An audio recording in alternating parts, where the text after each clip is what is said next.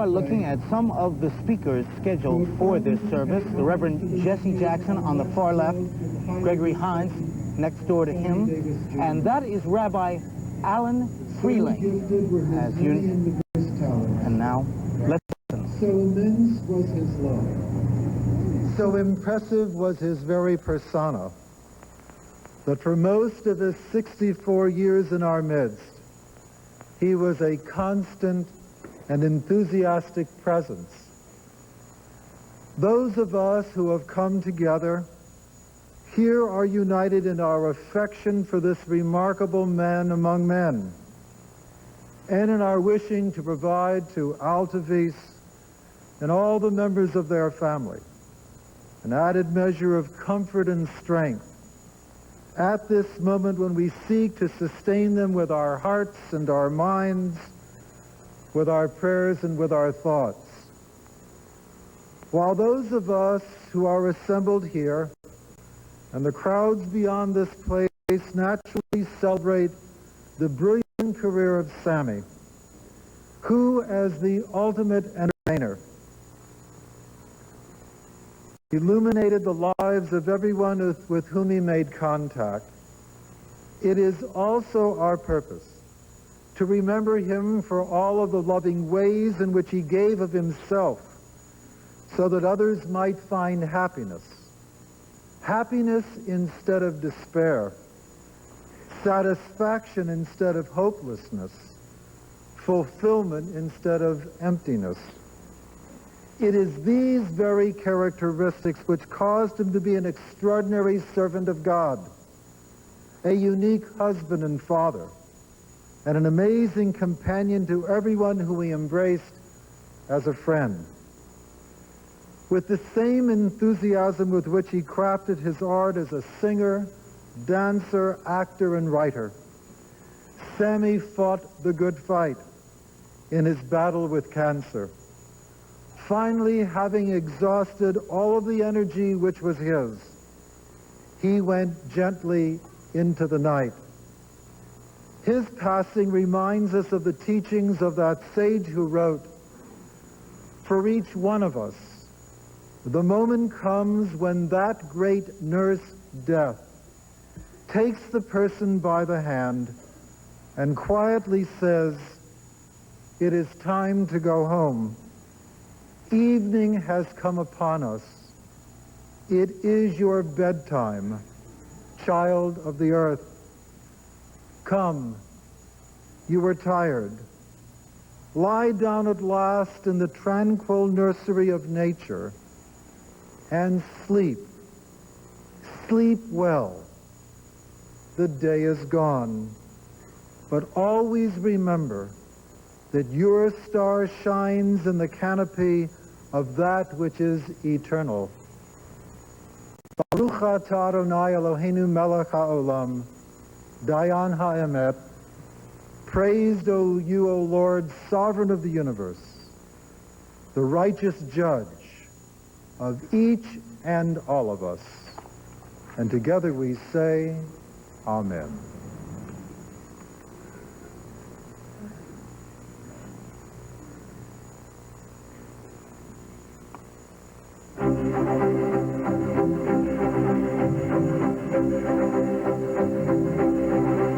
Whether I'm right or whether I'm wrong, whether I find a place in this world or never belong, I gotta be me. I gotta be me. What else can I be but what I am? I want to live, not merely survive. And I won't give up this dream of life that keeps me alive. I gotta be me. I gotta be me. The dream that I see makes me what I am. That faraway prize, a world of success is waiting for me if I need the call. I won't settle down, won't settle for less, as long as there's a chance that I can have it all. I'll go it alone. That's how it must be. I can't be right for somebody else if I'm not right for me. I gotta be free.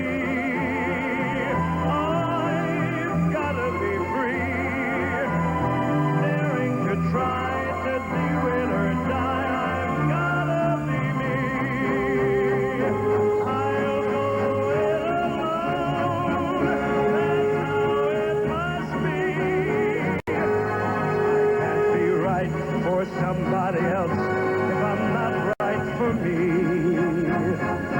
I gotta be free. I just gotta be free. Daring to try to do it or die. I gotta be me.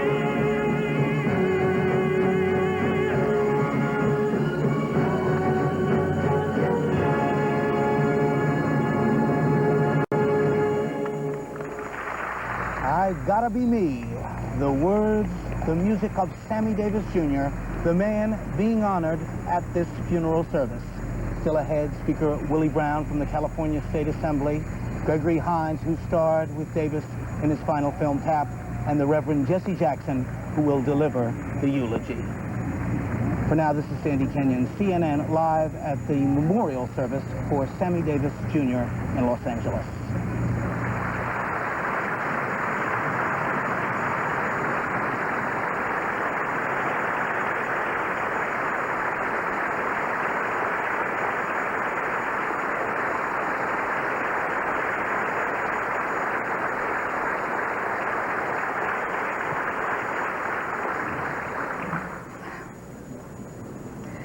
I thank you all for being here to share this moment as we say goodbye to Sammy and fondly remember the extraordinary man.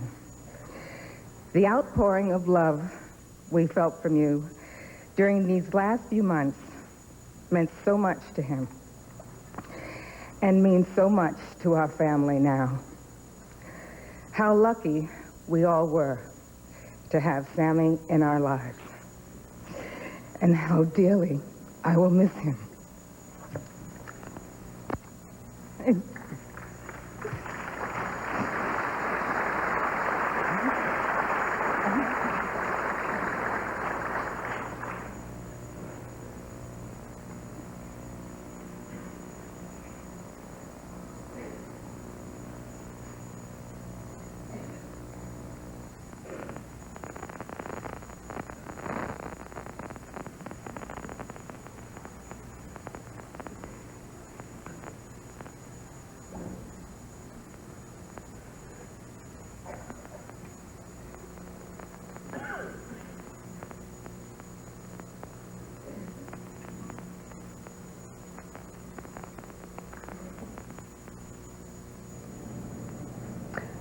Local cable companies have the option at this time to cut away for a commercial message. CNN Live coverage of Sammy Davis Jr.'s service will continue.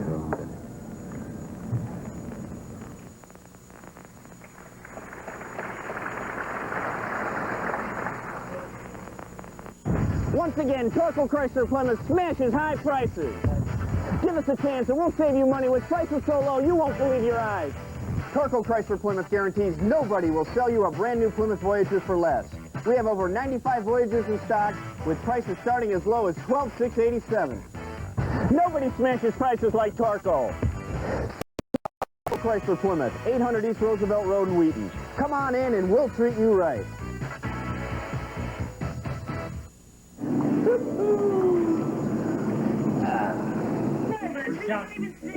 Where's Johnson? Where's Johnson? Johnson, you're in hot water now. Johnson, you're in hot water now. hot water now. When you get into hot water, make sure it's a Clearwater hot tub. Stop by today and take advantage of huge savings during our Hot Spring Spa truckload sale now in progress. Clearwater hot tubs in Downers Grove. And Ramona and Mark, Jeffrey and Manny and Mai and Murphy and Shirley. Before a cloud of witnesses living and dead. To thank the Spirit for the gift and the life and the magic of Sammy Davis, Jr. And we come here in his name not to mourn, but to rejoice. We rejoice. We are glad in our hearts because Sammy was here and is here. You understand what I mean? And will always be here. And because the hallelujah of his here-ness enriched our lives and opened the eyes of many who once were blind and now can see. For 64 daring, dramatic, tragic, triumphant, pioneering, controversial, go for broke, what the heck, I gotta be me years.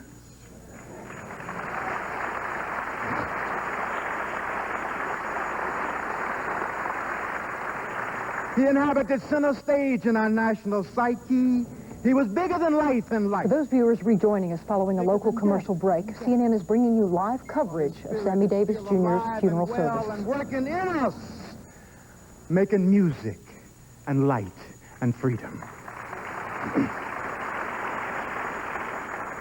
A showman, a symbol, an activist, and a great and gushing river of the black spirit, he was an American original. He was of that rarest of all races, the race of great creators. It was the instinct of his life to dance and to give joy, as it is the instinct of water to flow. And we shall not, God help us, see his likes again. They don't make men like that anymore. He was one of the last great exponents of a disappearing art. Mano a mano, one man, one mic, an empty stage, no tricks, in a lion's den of 1,000 exuberant customers. He loved it, Sammy did. He loved the sweat and excitement, yes, the danger of the lonely, searing, transforming light. And no person living, and no person who ever lived, was better at his chosen craft.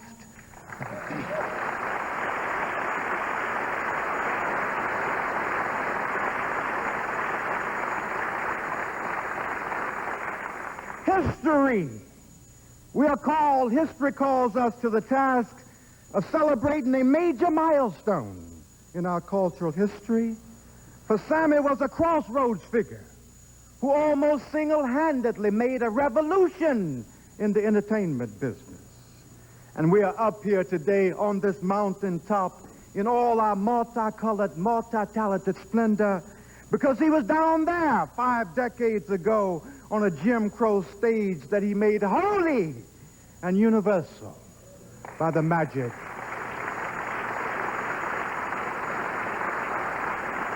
and the fire of his talent. And if you seek his monument today, look around you.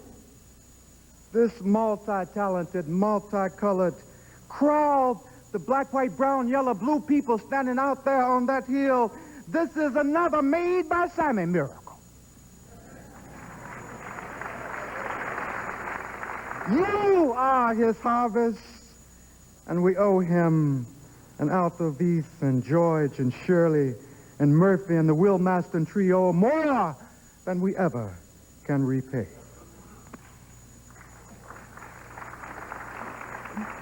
But we mustn't make this too heavy, for if Sammy was the ultimate entertainer, he was also the ultimate liver of life. He loved life with a superhuman passion. He loved scents, sights, sounds, sunbeams, and rainbows. And we can't be true to him if we don't say today with the poet, oh, didn't he ramble? Didn't he ramble all around and in and out of town? A long time ago, when we were both young, he told me once that the world doesn't owe me anything, for I did it all, he said. humbled, he testified, and he sang it.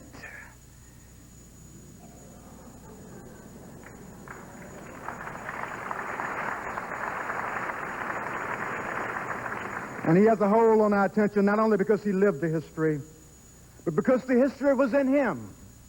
Because the cakewalk was in him, and Bert Williams and Bill Robertson and the Apollo and the Chez Paris.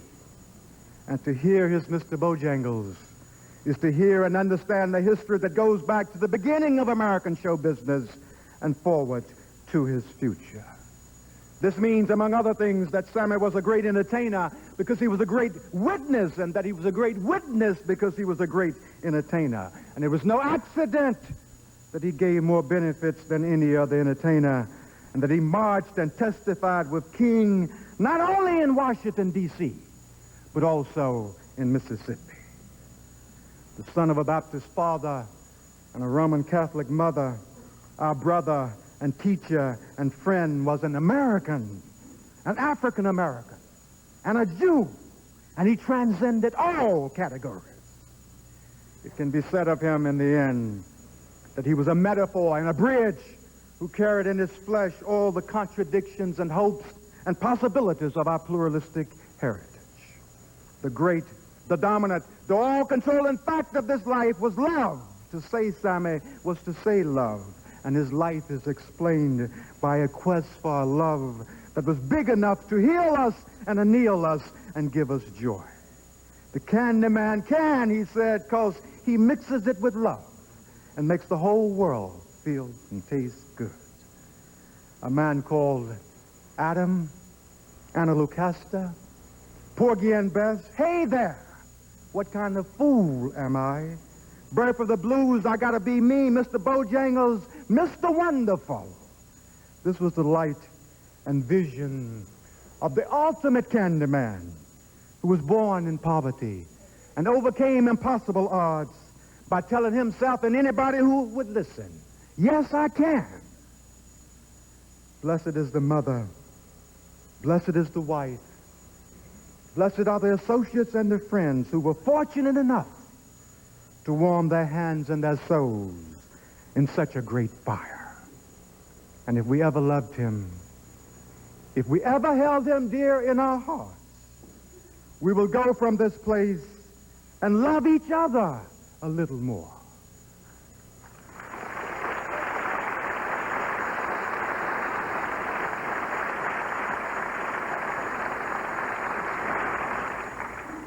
And that will be Sammy's peace and his flowers and his benediction.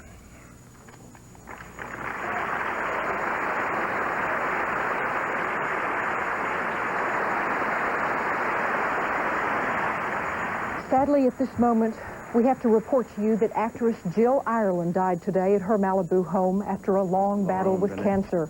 She was 54.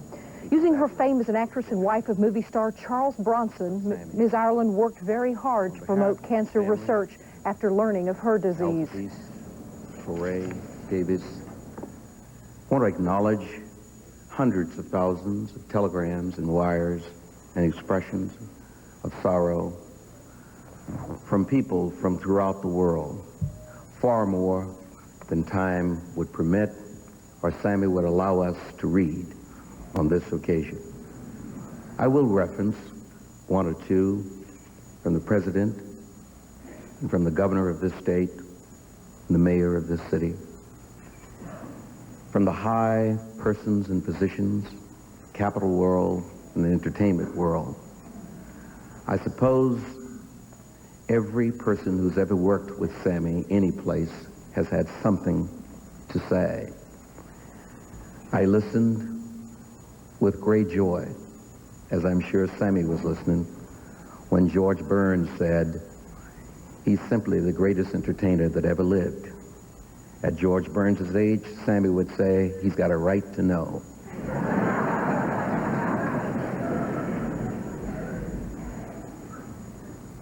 His last big road tour was with a woman who, when told of Sammy's death, she said, it's difficult to believe, but I seem to have known him even before my birth. he was like my family. And then from his very good friend, close personal buddy for more than 30 years, 40 years, Mr. Frank Sinatra, he simply said it in the unedited, very raw, direct Sinatra terms. He was just a wonderful, wonderful, multi-talented man. And then, of course, his other buddy, Joey Bishop, said it, and it covers part of the acknowledgement. He said, you know what I guess is a man upstairs, which is the way Sammy referred, the man upstairs needed a new opening act.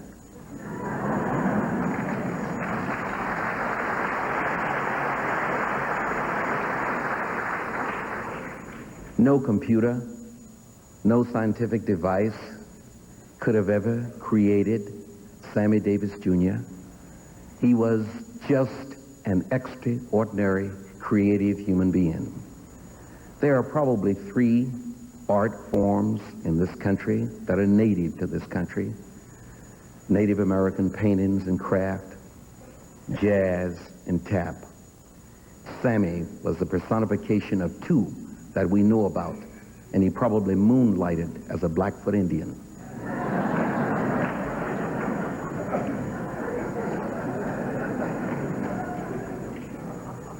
Sammy was, as indicated by Lerone, a man devoted to causes, whether it was AIDS, apartheid, human suffering of every kind around the world, the civil rights struggle, you name it, and you found Sammy a part of it. He achieved the extraordinary status of just having the world know him as Sammy. This man became an institution. When you say the word Sammy, you don't mean anybody else but Sammy Davis Jr.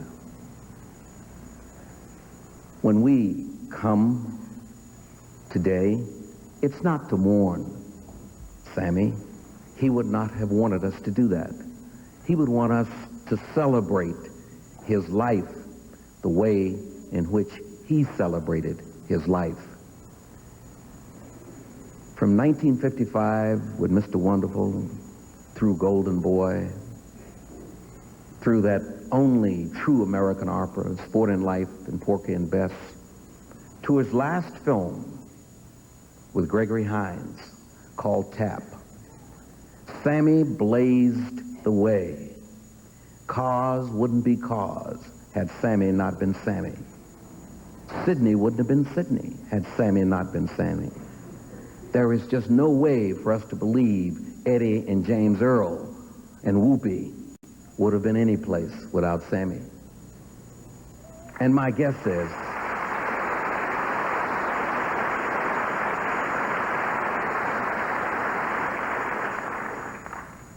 and a man who will come later will tell you, as he so eloquently did November 11th, 1989, when Sammy's peers, people with whom he'd worked in all of his life, spanning the entirety of his career, came up on the stage with Q and Michael and the whole group, and they all gave their own proper statement. But there was one who footnoted with an exclamation point the relationship that the entertainment industry had with Sammy Davis Jr. The soft shoe done with Gregory Hines and Sammy is embedded in my memory absolutely forever. It was the most.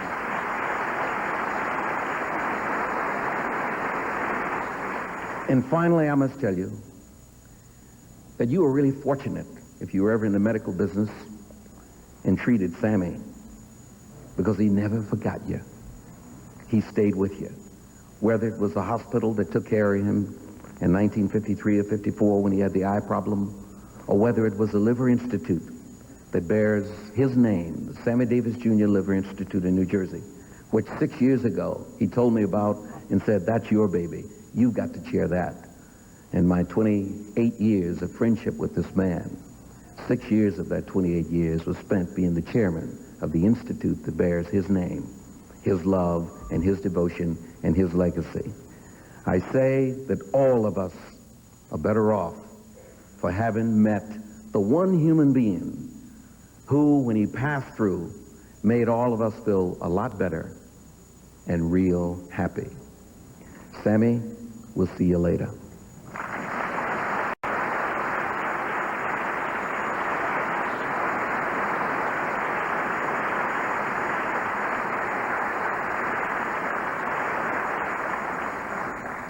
Sammy was probably the only person in the world who's ever done 2 biographies. One was called Yes, I Can, and the most recent was called Why Me? And I'm sure that he's currently working on the 3rd. His co-authoress for both, Amy Greene.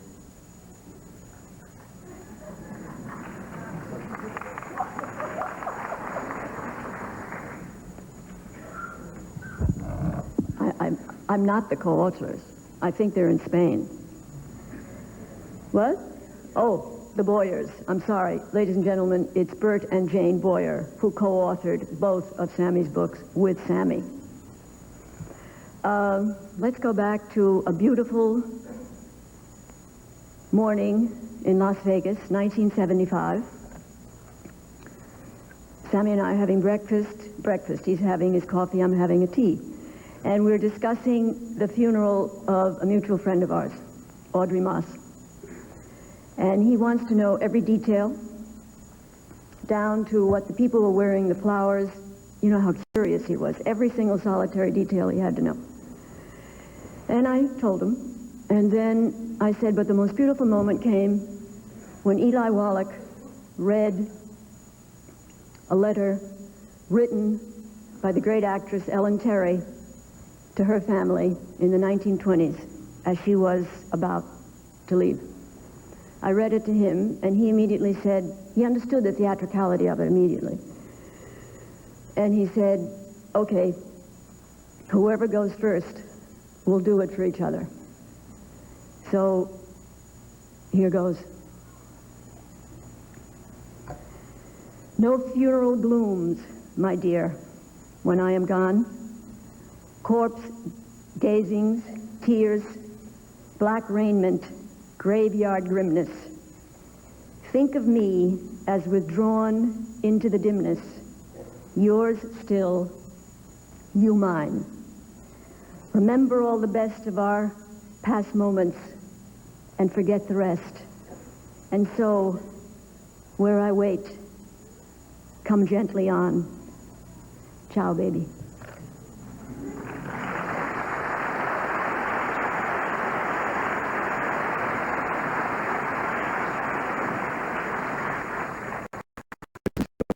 Mr. Gregory Hines.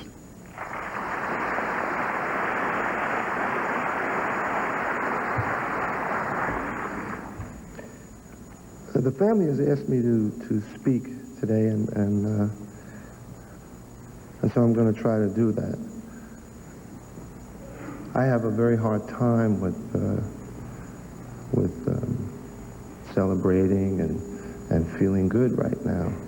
I know that that's what we should be doing, but for me it's just not possible because I miss him so much already. And so I think it's going to take me a little time to feel that way. I know I will, but right now it's a tough reality. I idolized Sammy Davis Jr. And I want to talk to you about a couple of occasions in my relationship with him. First time I saw Sammy Davis was, I think it was 1956, and saw him at the Apollo Theater in Harlem. 1956, I was 10 years old, and I had been tap dancing at that point for about 7 years. And I knew that I was a pretty good tap dancer, and I had seen a lot of really great tap dancers at the Apollo and on film. But there was just something about going to see Sammy Davis that I remember felt very special.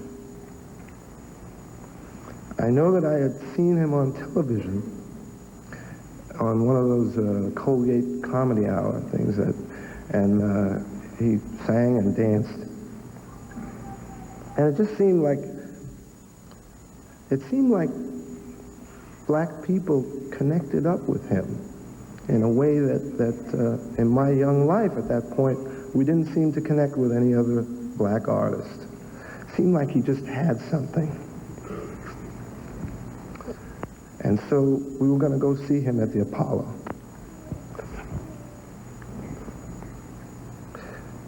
And I was so happy. The Apollo had 4 shows a day. There would be a show, and then there would be a movie. The movie was King of the Khyber Rifles.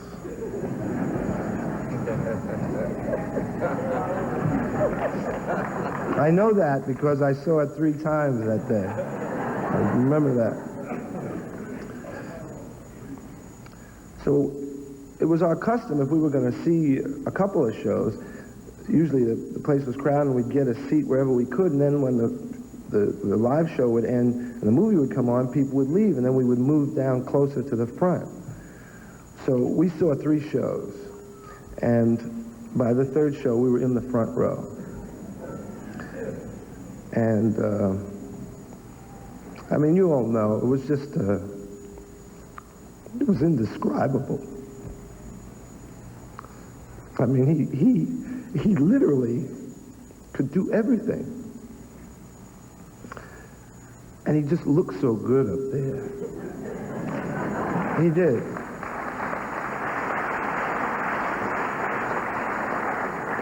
He just looked so great, and he was wearing those short jackets. It was like an Eton suit, and his hair was just so beautiful, and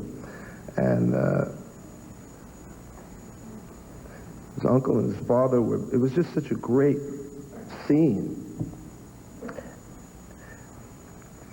And he sang. And then he did impersonations. He did impersonations, and they were of white stars. And it was just amazing that he could do it and that he did it. Because 1956, black people were really struggling. And there were things as a young boy that I was told I shouldn't do, and I couldn't do, and I had to be careful, and I had to... But Sammy Davis did whatever he wanted to do. And he did it so great that it was all right. He couldn't be denied on the stage. And then he played instruments. He played the bass. He played the trumpet. He played the drums. And it wasn't one of these situations where people could say, well, he's a jack of all trades, a master of none. No, he could really play those instruments to the point where trumpet players would want to see Sammy Davis. And bass players, he wasn't just playing the bass, just boom, boom. He would do-do-do-doom, boom. He would just play. And he would get into it. And he was so relaxed on stage. He was completely relaxed. I mean, I had seen performers work. I had seen people work at the Apollo and seen 2, 3, 4 shows, and I knew that people had an act, and that's what they did. They just did it. And then it was great, and then that was it. But Sammy Davis, it seemed like, you know, in the middle of the act, he could just do different things. And I remember at one point he began to tell a joke to the audience that he had heard, and he couldn't finish the joke, much like if we do it in our living room. He was telling a joke, and he was laughing, and he couldn't say the punchline. And I just couldn't believe that he was so relaxed on the stage. And then he tapped. And I knew good tap dancing. I knew what it was to do it. And I knew the really great tap dancers. And he was a really great tap dancer, too. He could do all those things, and he could tap also. I could only tap.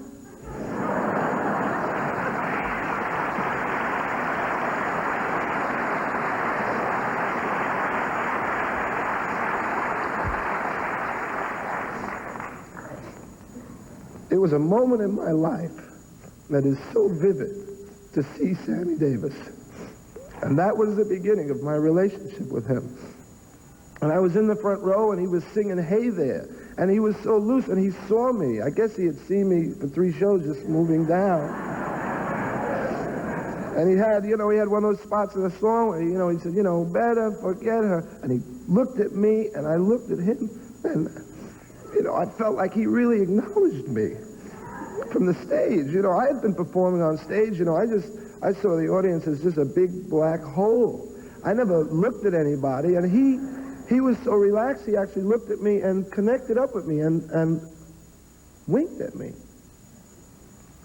I was so happy. So afterwards we went backstage, and I wanted to see him, and I wanted to touch him. I know I did. We went up to the floor where his dressing room was, and there were a lot of people up there.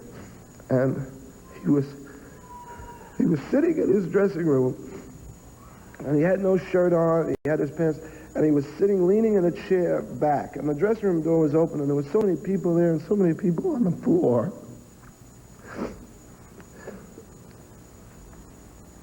And I looked at him, and he just looked through the door, and he saw me. I reached out his hand, just like I'm doing now, and I just walked towards him, and he just held his hand out, and I reached out, and I touched his hand, and he just went like that, and it was a moment in my life that affected me in every aspect of how I felt and what I did and how I carried myself. And for about 6 years after that, I was Sammy Davis Jr.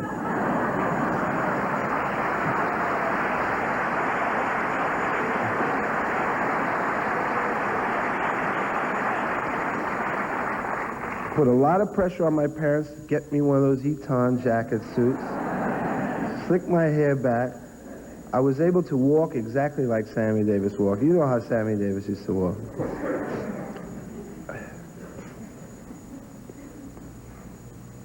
The last time I saw Sammy Davis Jr.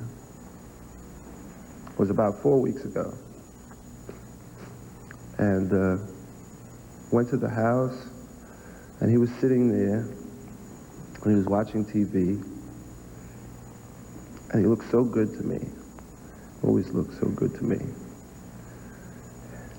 And he couldn't talk because he had a thing in, and I went to him, and I spent some time there with him. And when I was leaving, I kissed him and told him I loved him, and he told me that he loved me. And I got up, and I walked a few steps, and I turned around because I really felt like that was going to be the last time I was going to see him alive. And he looked up at me, and he reached out for an imaginary ball, and he picked that up, and he threw it like that.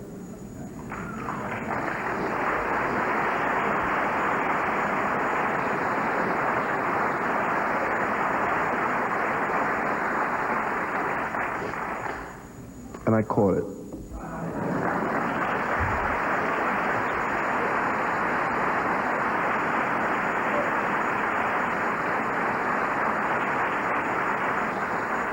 And I take that very seriously. And I'm going to carry that ball, and then I'm going to give it to somebody else.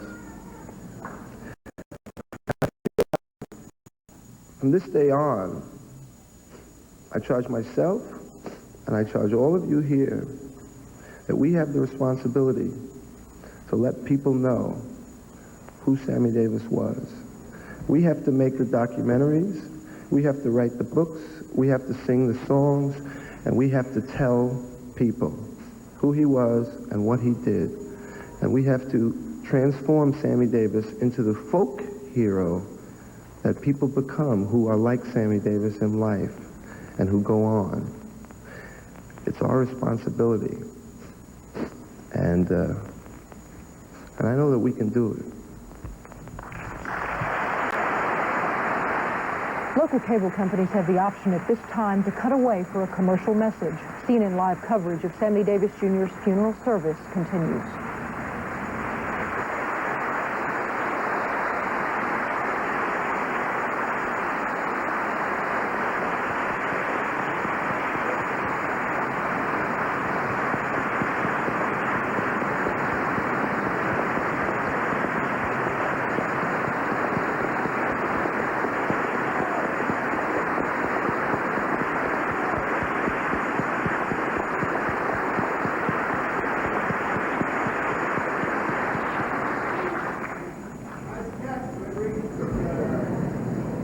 For those of you who are concerned, Gregory has enrolled in drummer, saxophone playing,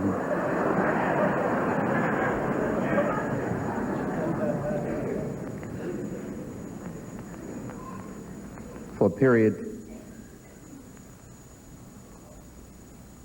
of meditation and song.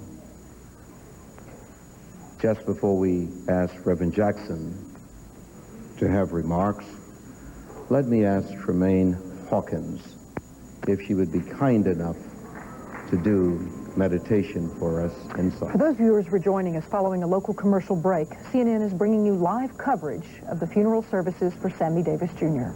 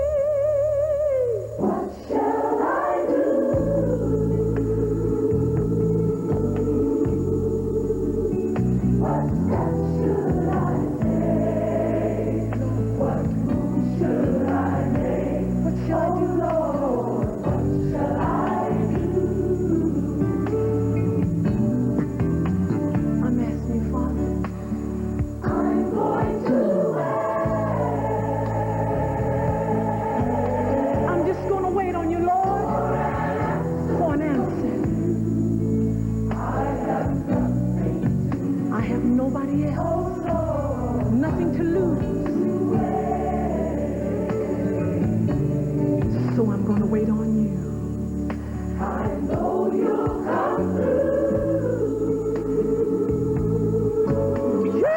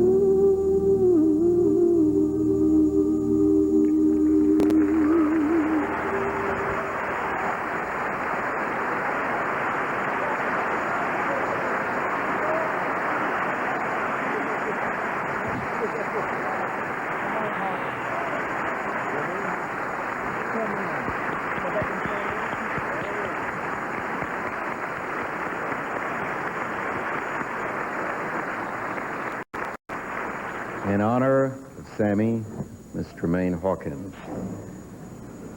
And now, 20 years ago, Sammy popped the question to Altavis.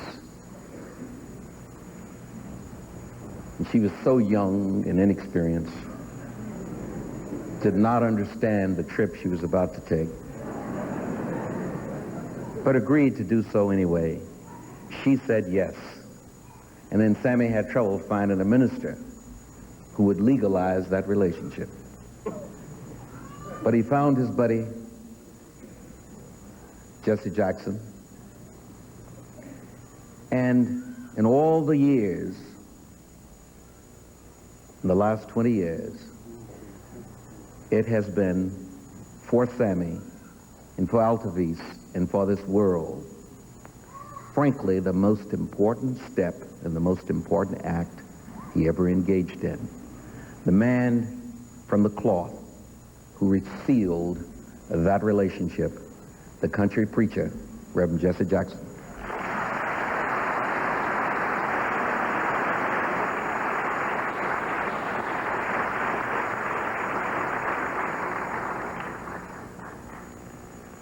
Let us pray.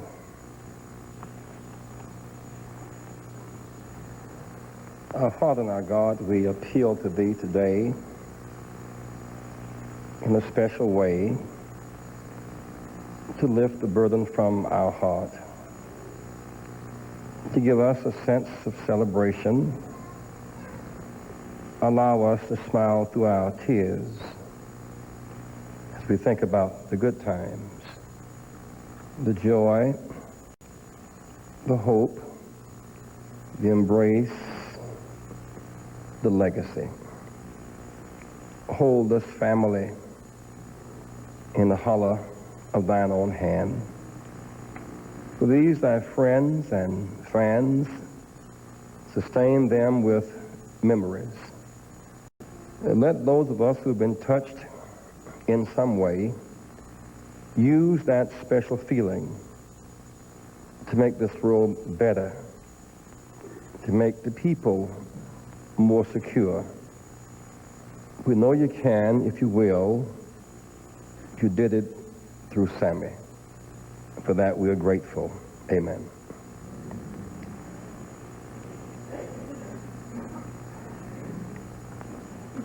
Tonight in Las Vegas on the Strip, 9 to 9:10, all of the lights will be out in honor of Sammy tonight in Las Vegas. In honor of Sammy, the dancers, the gypsies who loved Sammy so much, are paying special tribute to him at noon today by giving him a tap send-off around his star on Hollywood Boulevard. The world celebrates the life and legacy of Sammy Davis, Jr. In 2 Corinthians, we read, we are troubled on every side, yet not distressed. We are perplexed, but not in despair. We're persecuted, but not forsaken. Cast down, but not destroyed. To Altavis, to Mother Elvira, to the children, to Shirley and Bernard and Murphy and Charlie and members of the family and the Rat Pack, and Frank and Dean and Joe and Lisa and so many friends who are here today. Our hearts are made heavy in this transition, and yet we pause to celebrate. Just 3 weeks ago, I sat with Sammy and Shirley and members of the family and Altavis in prayer as he mustered a smile through pain and then prayed. He was at peace with himself. And thus, he died on May 16th, the day before May 17th, the 1954 Supreme Court decision, the Perestroika decision, that redefined America in such a way that democracy, as a matter of law, dates to May 17th, 1954. And so the pulling down of one curtain and the raising of another. He never went to formal school, and thus he never learned that he couldn't. Indeed, he did.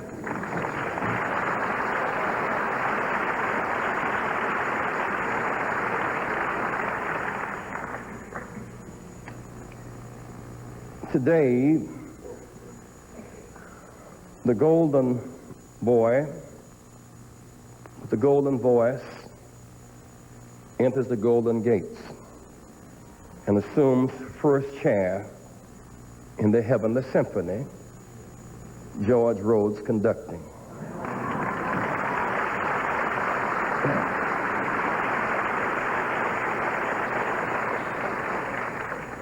With the homegoing of Dexter Gordon and Sarah Vaughan and now Sammy, the valedictorian is closing an era. Family members, hold your head high.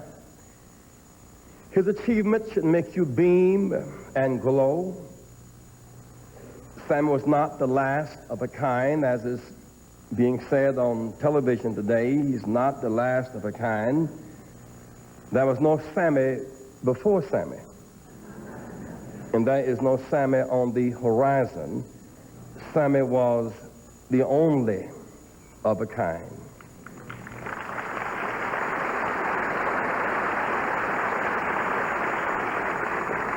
He leaves footsteps and footprints in the sands of time, but also jet streams into outer space, into the stratosphere.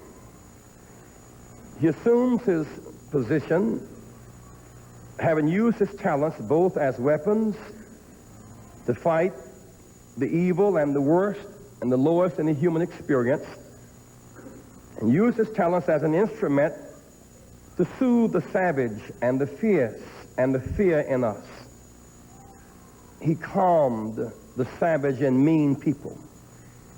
He made the best come out of the worst in us. He lifted a race as he climbed. By his stripes, he helped to heal the nation and alter its course forever. To love Sammy is to love black and white. To love Sammy is to love black and Jew. To love Sammy is to embrace the human family. With God's gifts and his will to perfect them, he comforted the disturbed and disturbed the comfortable. He would not compromise his view. He would not compromise his view of the human family, his ideal community, by the politics of race, or religion, or sex, or the politics of politics. He was and is our brightest star, now en route to our highest star. Our brightest star is Sirius, 8.6 light years away, 50 trillion miles away, 26 times brighter than the sun. Sammy is of that star. And now they meet again and make the heavens even brighter and declare the glory of God. His approach to the people of power was innocent, bordering on the naive. Of course, I respect you. You respect me. Of course, if I give you my heart, you give me your heart. And that's right. because I share with you my heart, you'll behave differently and do the right thing. A cynical and hostile political press and sometimes vicious gossipers said he hugged Nixon, a president in disfavor among many people. But the text out of context is a pretext. He also hugged children. He hugged the nation. He embraced life. He hugged the United Negro College Fund and saved children who had been abandoned and forgotten. No matter what historians write or what copy they submit, they expose their finitude trying to describe Mr. D. But God is the editor and publisher and finisher. He'll clarify confusion. He'll fill in the gaps. He knows our heart, our intentions, our impact. Let us state the obvious. Like the skin under our noses, we've learned to take for granted Sammy Davis was special. The most multi-talented, hardest working man we've ever known. No one could do it all better, longer, with as much enthusiasm. We'll be searching for adjectives for a long time. And when we get through with adjectives and analogies and metaphors like the Michael Jordan is the Sammy Davis of basketball, about all we really can say is, ooh-wee. Did you see that? Ooh-wee. It's in the vernacular of Sammy D. It seems God gives all of us something to work with. For Lincoln, the time and the circumstance to make a right choice. For Joe Louis, the fist and the right foe smelling. For Bojangles, the taps, a little compassion, a little girl. For Dr. Martin Luther King Jr., eloquence, preparation, courage, a cause. For Jesse Owens' legs, an astonished evil Hitler, an Olympic platform. For Sammy, talent, tenacity, total commitment, and every instrument in the orchestra. It was not just talent and timing, but soul and science. Sammy was not good because he was lucky. He worked at it. He meant to be good. God does not make orange juice. We have to peel them and squeeze the juice out of them. Sammy peeled his orange and squeezed the genius out. He worked for it. No one gave him his title, his stature, his authority. We all, yet most of us never polish and hone and make marketable our skills. It takes work and will. He had the potential to be 5'3" and ordinary, even subordinary. He achieved the extraordinary. Longfellow put it this way: the heights by great men reached and kept were not attained by sudden flight, but they, while their companions slept, were toiling upward in the night. All the fine qualities of humanity he learned from his parents, from their need. Notwithstanding all of this, it was not his cultivated talents alone that made him so great. He had talent. He displayed them, disciplined them, even flaunted them. But those talents created the platform for social concern. Sammy Davis was better than his sponsors, greater than his judges, superior to his peers. Emerson put it this way: if a man can write a better book, preach a better sermon, or make a better mousetrap than his neighbor, though he build his house in the woods, the world will make a beaten path to his door. He used his talents as a weapon to defend himself and his race, and thus improved the human race. He was born in the days of humiliating apartheid, back of the bus, illegal to use the library, couldn't use the hotels, the motels, the parks, the side windows of restaurants, colored and white on the signs.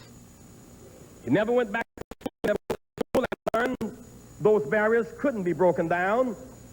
And like a good environmentalist, he turned garbage into energy.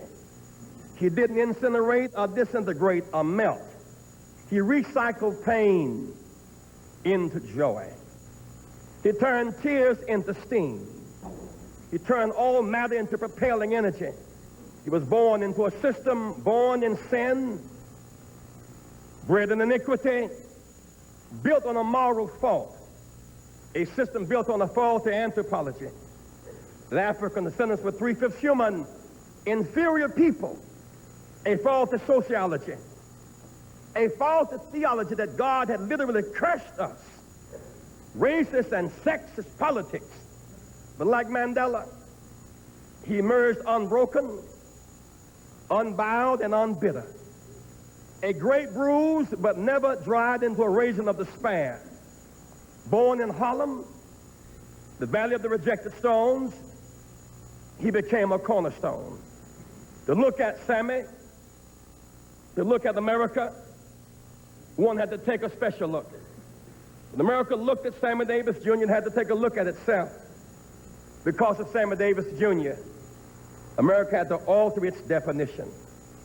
He contradicted the system.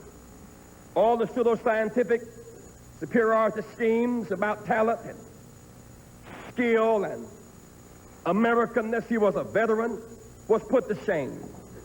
Much of the predicate for Dr. Martin Luther King Jr. was laid by Sammy Davis Jr., Nat Cole, and Lena Horne. He was a David who slew every mythical giant that crossed the stage. The other reindeer, Dancer and Prancer and Vixen and Comet, all had advantages.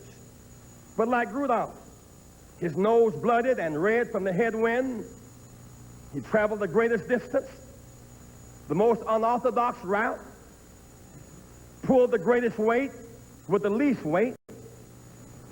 Many other reindeer got top billing. They were paid more for less. But in the end, Santa had to admit it was Rudolph who prevailed. Cynical writers.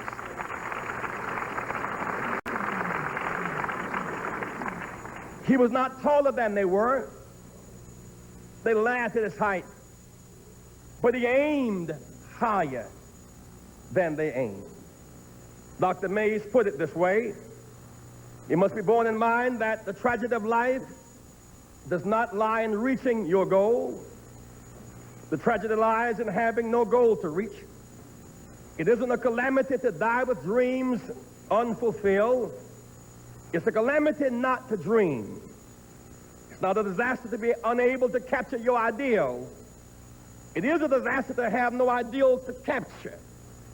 It is not a disgrace to reach for the stars. It is a disgrace to have no stars to reach for. Not failure, but low aim is sin. Sammy aimed higher and achieved more against greater odds. Cynical writers, quivering spirits say Sammy had an obsession to be accepted, scarred by rejection. Well, let's think about that. Overcoming rejection, busting odds, opening doors, defying enemies, getting paid, enjoying yourself at the same time. That's an admirable way to fight rejection. It's also a magnificent obsession. In the face of odds, cynics wither with the paralysis of analysis. Pessimists withdraw. Eternal optimists make space. They say, give me some room. You got to be you, I got to be me. Make room for me and mine. I'm in town tonight. My name is Sammy D. A magnificent obsession. The obsession was a powerful ego, a yearning for fulfillment. There was nothing wrong with a Rolls-Royce ego directed by a moral compass unless you only have a bicycle for a brain, at which time you're on the way to a major wreck. Thank God for his drive and obsession. Hitler was obsessed with hate and violence, no moral compass.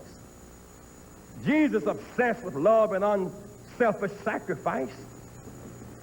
Mandela obsessed with free South Africa and a new world order. Choose your obsession and make the world better today in his name. He was obsessed with excellence, afraid to fail, obsessed with race relations, African-American pride, the evils of sexism and anti-Semitism. He succeeded. Success did not make him arrogant, nor complacent, nor detached, nor unavailable. He didn't return rejection for rejection, nor pain for pain, nor hurt for hurt. He dared not try eye for an eye and tooth for a tooth. When he showed up, the world had to stop.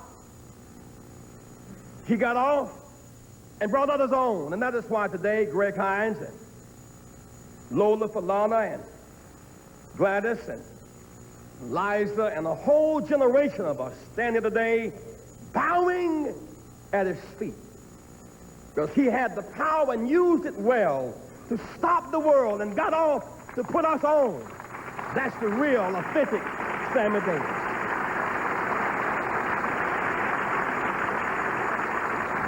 Local cable companies have the option at this time to cut away for a commercial message. CNN live coverage of the funeral services for Sammy Davis Jr. continues. And use what you got, and God will give you the increase. And that's what Douglas Malloch meant when he wrote these words. If you can't be a...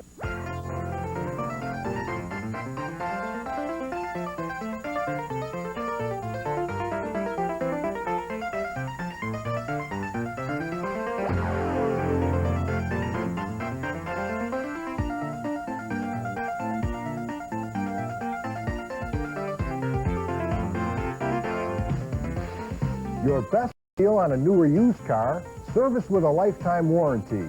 We do it right at Toyota West. Let Atari tell you how the computer business works. Atari buys chips, the competition buys chips. We buy circuitry, they buy circuitry. We buy plastic, they buy plastic. But they have these expensive attachments that add to their price. So you can buy an ST from Atari with more power than the Apple Macintosh SE and more features than the IBM PS2 Model 50 at about 1/3 their price. Computer seller in St. Charles. Preservation requires instinct and talent. Preserving and developing others requires character. Sammy Davis was known at least as much for character as talent. He made room for other people. He was bigger than himself. He made the world take a fresh look at defining the human family. Maybe it's what Jesus meant when he said, talking about the stranger on the Jericho road, here was a man on the side of the road in distress and pain. People of his own race would not stop. Of his own religion would not stop. Someone from another race and another religion got bigger than race and religion and kept him, and that was the moral challenge of that story, reaching beyond race and religion. For those viewers rejoining us following a local commercial break, CNN is bringing you live coverage of the funeral services for Sammy Davis Jr. Pick them up. It's about character.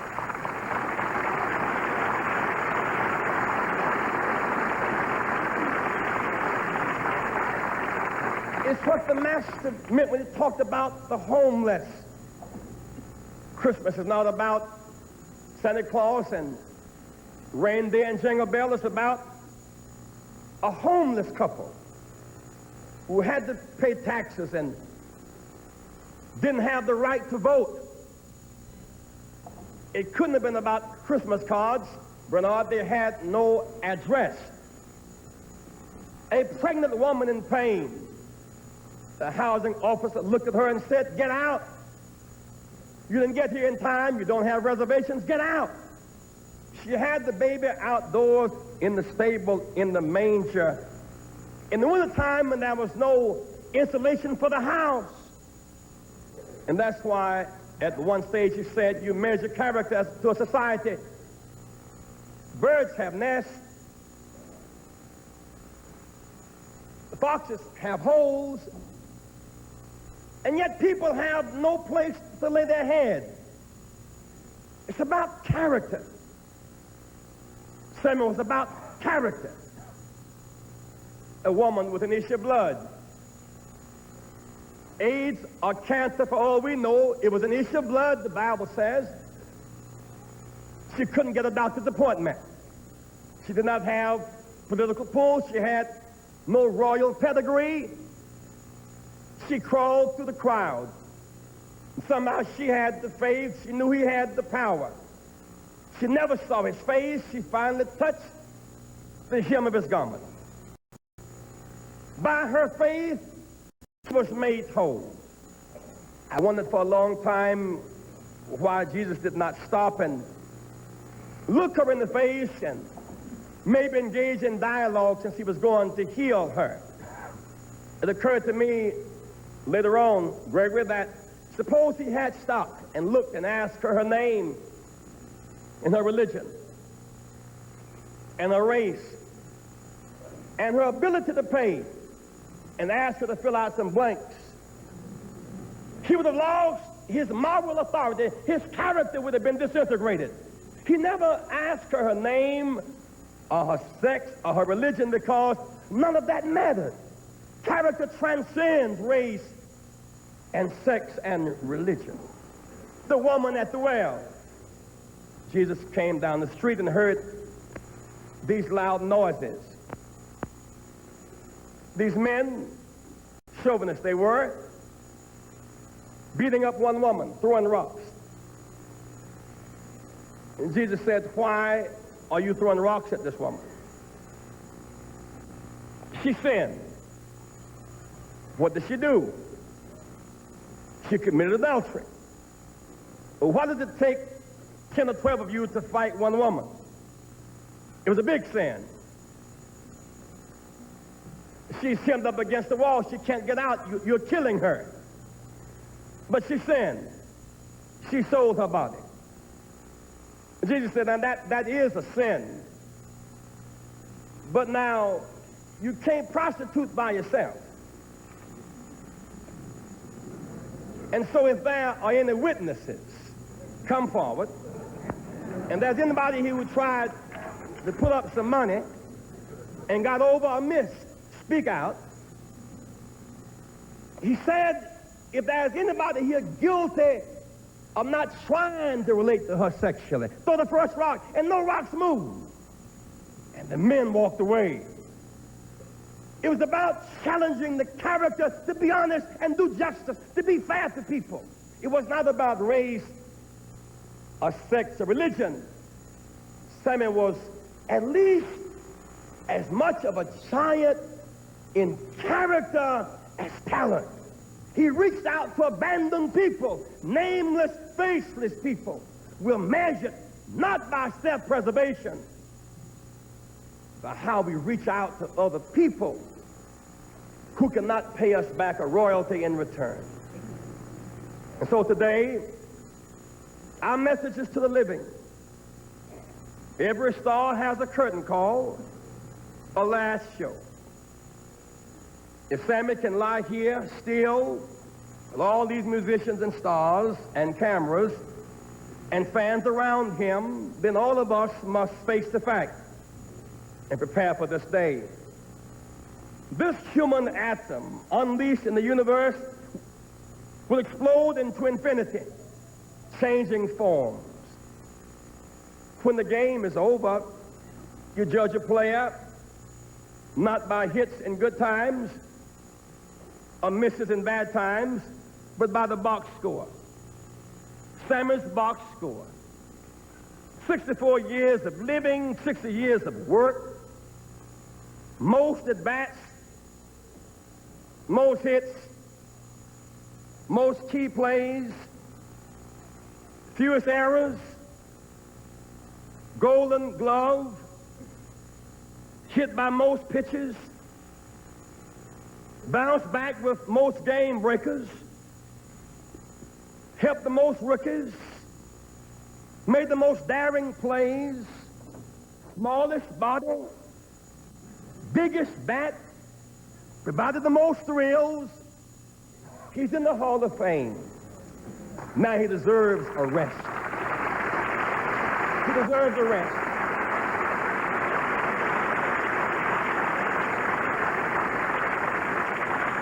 And so, my friends, at curtain call, let Mr. Bojangles rest. So much for the shows. Working in Vegas, 2 shows at the Sands to 2. Shirley on the movie set by 7. Talk show at 12. Back to Vegas at 5. Shows at 8 and 12. Let him rest. Let Bojangles rest. His body's tired, his feet are sore. Let him rest. Body broken but not bowed. Weary shoulders. Carried far too many people on them far too long. Let him rest. No more pain. No more abuse. We're hurt today, not for Sammy, but for ourselves, because he has answered the curtain call over and over and over again, and now we want an encore. Encore, encore, no more. Let him rest. Let Mr. Bojangles rest. He has earned it. God bless you.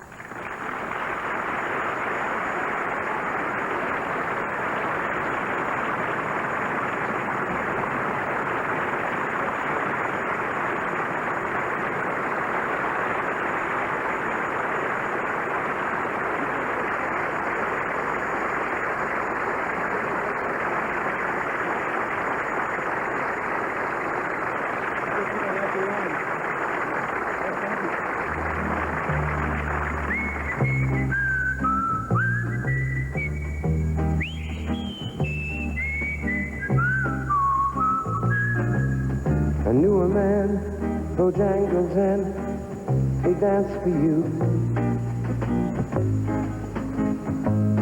In worn-out shoes, with silver hair, a ragged shirt, baggy pants. He would do the old soft shoe. He could jump so high, and then he lightly touched down. I met him in a cell in New Orleans. I was. Well, I was down and out. He looked to me to be the very eyes of age. As he spoke right out, talked of life. Lord, he talked of life. Laughed, slapped his leg a step. He said his name was Bojangles. Then he danced a lick. Right across the cell, he grabbed his pants, took a better stance, jumped up high. That's when he clicked his heels. Then he let go a laugh. Lord, he let go a laugh. Shook back his clothes all around. That was Mr. Bojangles. Mr. Bojangles.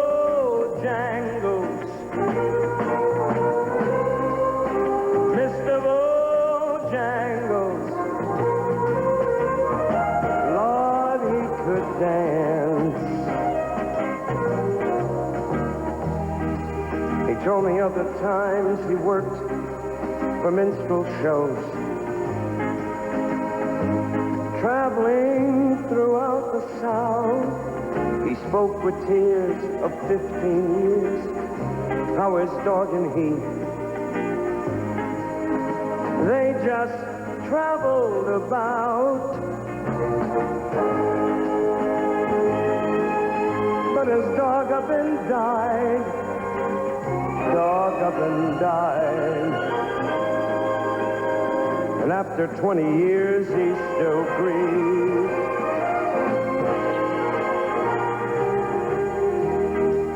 He said I dance now at every chance in honky-tonks for my drinks and chips. But most of the time I spend behind these county bars. You see, son, I drinks a bit. Then he shook his head. Lord, when he shook his head, I could swear I heard someone say, please. Mr. Bojangles. Mr. Bojangles. Mr. Bojangles, come back and dance. Dance, dance, please dance. Mr. Bojangles.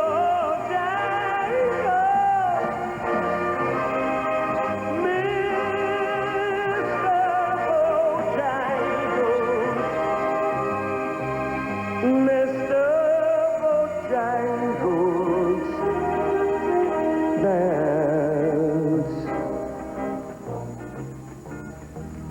Why can't you come back and dance? Please, Bojangles. Dance again, Bojangles.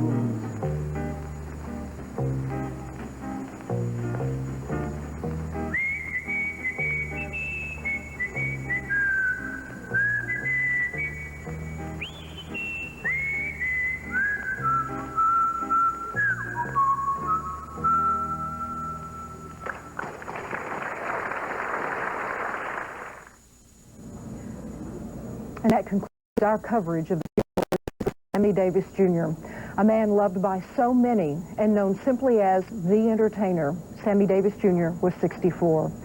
Sadly,